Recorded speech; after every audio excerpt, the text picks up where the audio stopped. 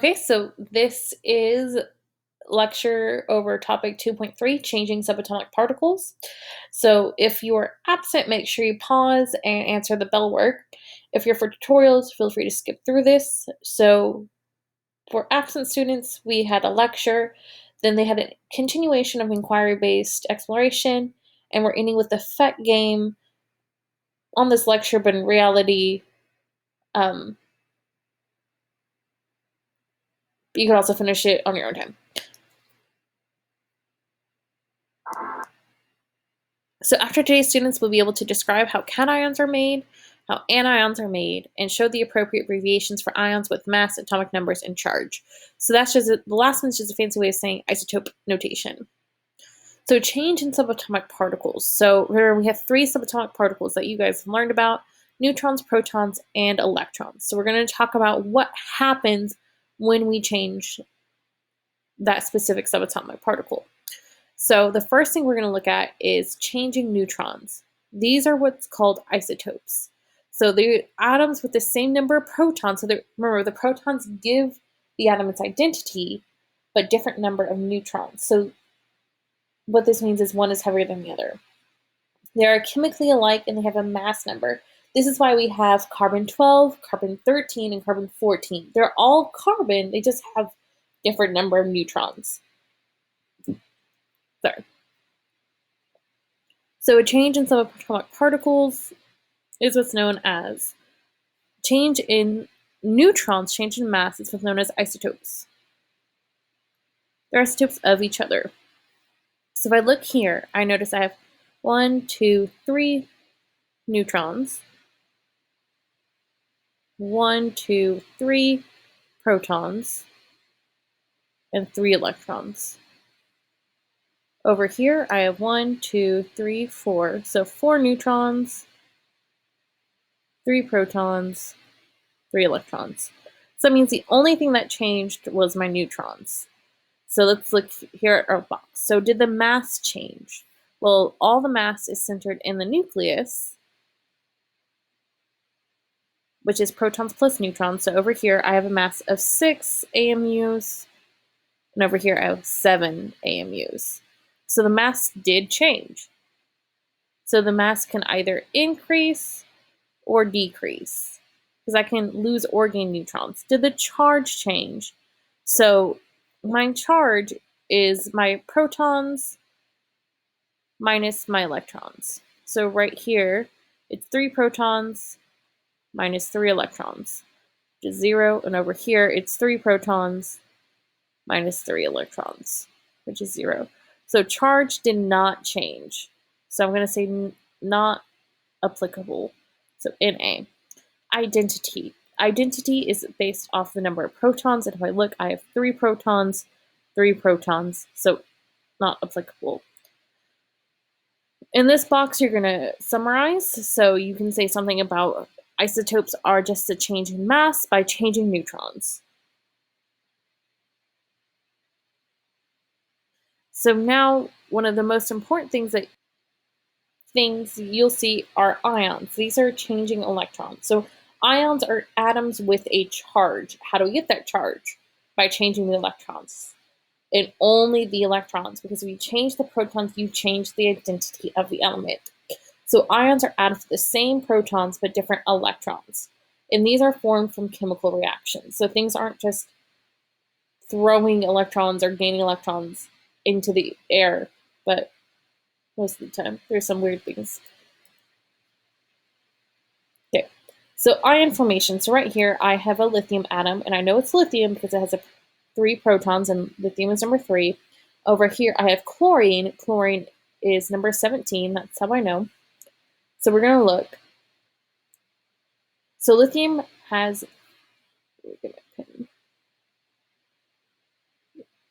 so right now lithium has a charge of 0, and that's because protons equal electrons. And over here it has a charge of 0 because even though, like, yes, the neutrons don't equal the protons, but that's just mass. The protons and electrons match. So lithium has 3 electrons, chlorine has 17. and then lithium gave an electron over. So there was a transfer of electrons. So what this means now is that lithium lost one electron. So 3 protons, and now it only has 2 electrons. So 3 minus 2 electrons equals positive 1. Whereas chlorine, it has 17 protons and it gained 1 electron. So 17 minus 18 electrons equals negative 1.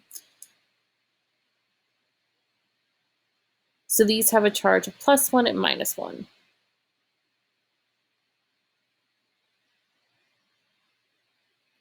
So ion formation, just general trends that we see.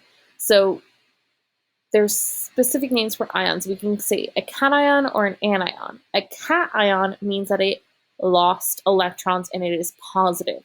Because electrons are negative, losing them, you become less negative, so more positive. So this happens with mostly metals. So if you look on the periodic table that's in front of your screen, all that blue, those are our true metals, and they will, in a chemical reaction, they will lose electrons and become positive. Hydrogen's also there, but hydrogen's not a true metal, but it will act like one in chemical reactions. So cations are positive by losing electrons. Cations are positive by losing electrons. Versus, oh yeah, there we go. Versus anions, they're formed by gaining electrons. And I realize I made hydrogen green. You just have to remember that it is a non-metal, but it acts like a metal. That's why it's over here. So anions are negative, and these are nonmetals. They gain electrons and it makes them negative. So if we look here, so right now this is oxygen because oxygen's number 8, has 8 protons, 8 electrons, gains 2. So now we have 8 protons minus 10 electrons because it gained 2 was negative 2.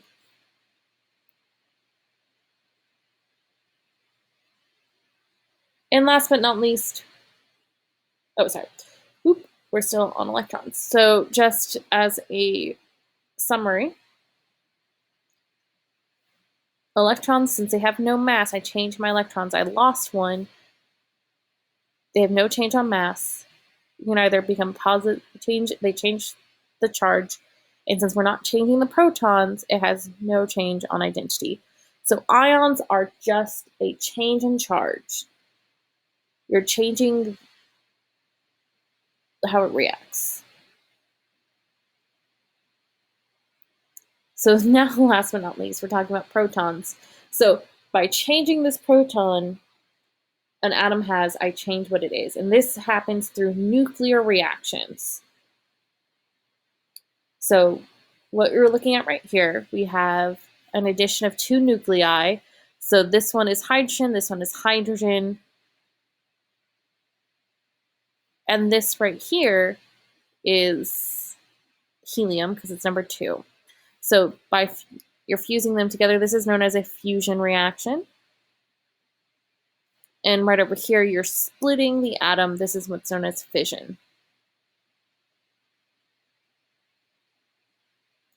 So are you changing the mass? Yeah, because you're changing the protons. Are you changing the charge? This is kind of, you're not because you're combining it, so the electrons will still cancel them out. Are you changing the identity? Yes. You're changing the protons, you change what it is. Every single time. Okay, so let's put everything together. So right here, this is sulfur. So sulfur is atomic number 16 from the periodic table. So that tells you the number of protons, which is 16. And then mass is protons plus neutrons.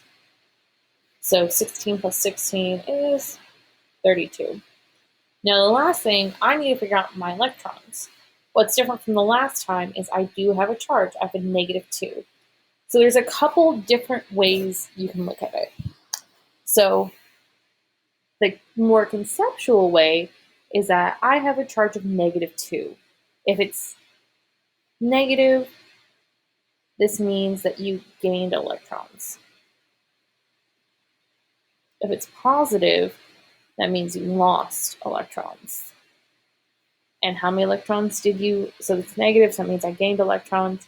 -2, that means I gained 2 electrons. So that put me at 18. The other way of doing it is, remember that charge is equal to protons minus electrons. I have a charge of -2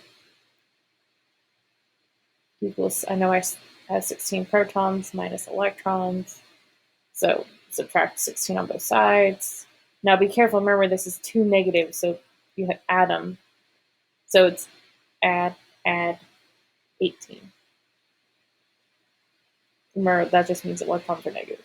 So 18 electrons. So there's 2 different ways you can do it, and I'll be showing you both ways through the whole time. So to finish up the shorthand notation, you put the mass at the top, which is 32, right here. And then the name of the element, this is sulfur, 32. And that, remember, that's not a negative sign, that's just a hyphen. So sulfur 32, that's telling you this is the isotope of sulfur that has mass of 32. So the next one I come across is atomic number 7. So that tells me my number of protons, which is 7. To find the mass, I have the mass number, I have the protons, I know the neutrons, I subtract. It's 8. I look at my periodic table to find atomic number 7. That is nitrogen.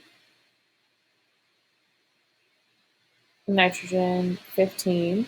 Okay, that's the mass. So N 15 with a 7. And now I need to determine if it has a charge. I have 7 protons, 10 electrons. That means I do have a charge. My protons and my electrons do not equal each other. So a couple of y'all can figure it out. Well, I'm going to show you the different ways. So we have 7 protons minus 10 electrons. Remember, it's 7 minus 10. So you do get a -3 because you gain. This tells you that you gained 3 electrons. So the next one I come across is atomic number 17. So this is 17 right here. To figure this out, with its atomic number and protons is the same. To find the neutrons, you subtract, which you get 18. And then so this is chlorine, so it's Cl. It's chlorine. 35. Remember, that's just a hyphen. So 35 goes up here. 17 goes here. I need to figure out if I have a charge. So I have 17 protons, 18 electrons. I do indeed have a charge. So it's going to be 17 minus 18, which gives you a charge of -1. And lots of times you'll see it just written like that, because the 1's known. So I can leave it like this, or I can put a -1, which I will. So the last one we come across is calcium. So calcium atomic number is 20. So that's my protons, which is 20. To find my neutrons, you subtract. So 40 minus 20 is 20. And then to figure out my number of electrons, it's going to be 20 protons minus 18 electrons. And this gives me 2. I just want to make sure I put a positive in front of that. So what this means is that calcium lost 2 electrons. So calcium can have a charge of +2, mass of 40, 20 for the right here, and then it's going calcium 40.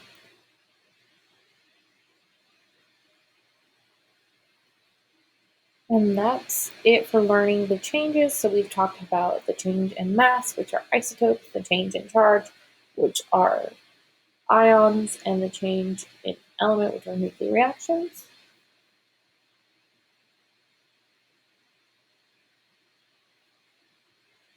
So make sure if you haven't done your PhET simulation to do so. Other than that, have a great day.